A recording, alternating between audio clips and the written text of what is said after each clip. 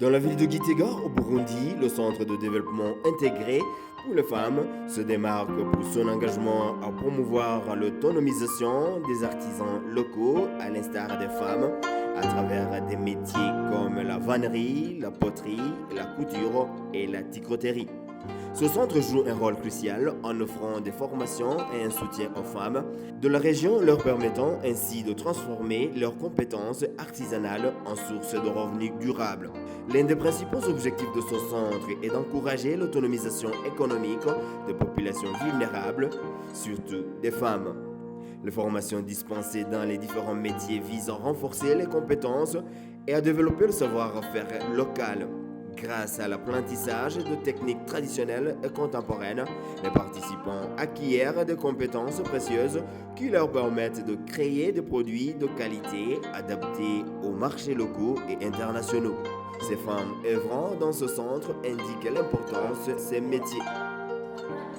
Les formations que nous recevons ici dans ce centre nous aident à créer des emplois dans la région où le taux de chômage est élevé. La transmission de ces savoir-faire traditionnels nous aide à préserver le patrimoine culturel burundais tout en permettant aux artisans d'innover. Grâce à la vente de ces produits, nous pouvons nous procurer des revenus pouvant améliorer nos qualités de vie et investir dans l'éducation de nos enfants.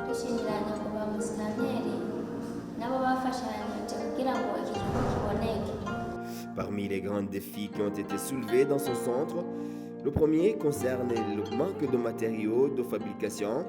Certains matériaux comme l'osier peuvent être difficiles à se procurer en quantité suffisante. La saisonnalité et la déforestation affectent la disponibilité de ces ressources. L'accès à des matières premières de qualité est essentiel pour produire des objets durables et esthétiques. Ces artisans doivent souvent se contenter de matériaux de moindre qualité, ce qui peut impacter leur production. L'augmentation des coûts des matières premières rend la production moins rentable. Cela peut limiter la capacité des artisans à développer.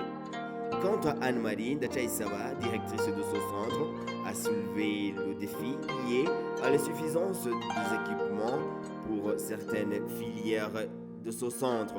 Les équipements que le centre a besoin pour le moment, après son inauguration, c'est en rapport avec les fournitures du centre, notamment les tables, les chaises et le matériel informatique pour pouvoir équiper tous les locaux du centre. Et c'est également les équipements en rapport avec les filières que nous encadrons au centre de développement intégré pour les femmes.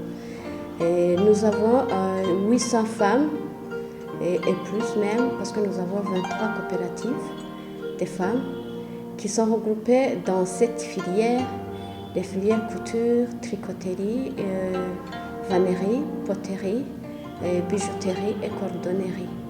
Avec toutes ces filières, on n'a pas de matériel suffisant pour pouvoir encadrer ces femmes. Surtout le matériel en rapport avec la couture, parce que tous les membres de ces coopératives ont besoin d'être formés en couture et c'est même leur objectif principal, même à l'entrée dans ces coopératives.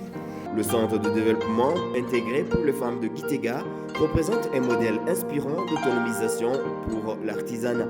En cultivant les compétences en vannerie, poterie, couture et tricoterie, ce centre contribue non seulement à l'économie locale, mais aussi à la préservation du savoir-faire traditionnel.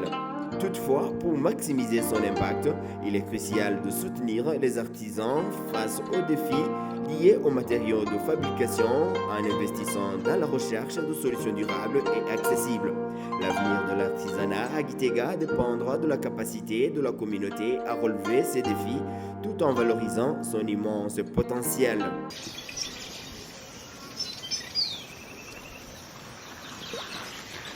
Merci.